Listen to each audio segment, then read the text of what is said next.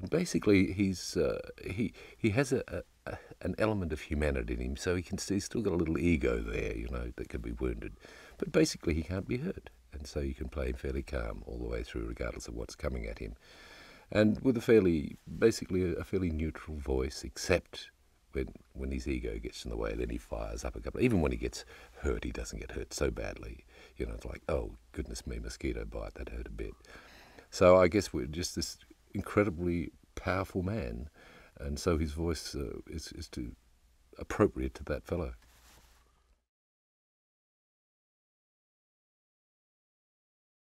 Doing if you can call it a straighter character, is in some ways harder. Walter has an alternate character called Walternate in our show, and he's in some ways harder to play than Walter, because Walter is just free. I mean, anything that I choose to do, really. I never vary from the script, but I can invent anything I want to for him because he's got no boundaries. And so I do. I mean, I just sort of make decisions and go for them. Whereas with these characters, much more constrained, much more held in.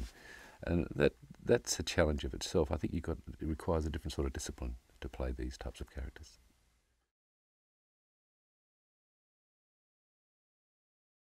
When I was a little boy growing up in the country of South Australia, we only had radio. We didn't have television, didn't even have phones, but we had radio.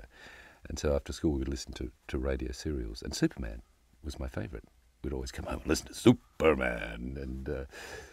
And I was asking my wife about this the other day. I said, what was your favourite memory?